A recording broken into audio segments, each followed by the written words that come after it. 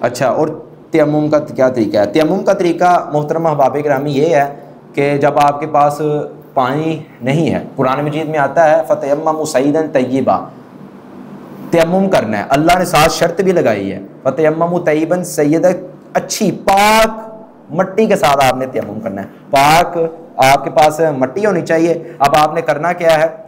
سب سے پہلے آپ نے ہاتھوں کو مارنا ہے، بسم اللہ تب ہی پڑھنی ہے، ہاتھوں کو مٹی کے اوپر مارنا ہے اور مٹی کے اوپر آپ نے مار کے پھونک مارنی ہے، ٹھیک ہے؟ پھونک دو طریقے ہیں اس کے، پھونک مارنی ہے، اس کے بعد آپ نے کیا کرنا ہے؟ اپنے ہاتھوں آپ پہلے آپ نے بائیں ہاتھ پہ کرنا ہے، پھر آپ نے دائیں ہاتھ پہ کرنا ہے، اس کے بعد آپ نے چہرے پہ مل لینا ہے، نہ تو پہنیوں پہ ملنے کی ضرورت ہے اور نہ ہی مسح کرنے کی ضرورت ہے۔ یہ طریقہ مصطفیٰ سے ثابت ہے، اور ایک طریقہ اور بھی ہے، یہ بھی صحیح حدیث سے ثابت ہے، صحیح البخاری کے اندر رسول مکرم صلی اللہ علیہ وسلم کیا کیا کرتے تھے؟ رسول مکرم صلی اللہ علیہ وسلم اس طرح مٹی کے اوپر اپنے ہاتھوں کو مارتے، ہاتھوں کو رکھتے اور رکھ کر پھر آپ اس طرح پھونک مارتے، ہلکی سی پھونک مارتے، پھونک مار کے پھر اپنے چہرے پہ اس طرح مل لیتے، چہرے پہ مل کر پھر اس طرح اور پھر اس طرح، پہلے بائیں پر اور پھر دائیں پہ۔ یہ دو طریقے مصطفیٰ سے ثابت ہے، تیسرا کوئی نہیں ملتا۔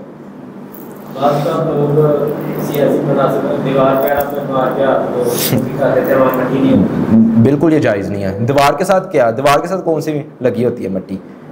اللہ تعالیٰ نے یہاں شرط لگائی ہے، اللہ تعالیٰ فرماتے ہیں کہ اگر آپ نے تیمم کرنا ہے تو تیمم یہ نہیں ہے کہ آپ صرف جو سی مرضی مٹی کے ساتھ کر لو، صحیح طیبہ، مٹی ہو، پاک ہو، صاف ہو، اس کے ساتھ آپ نے تیمم کرنا ہے۔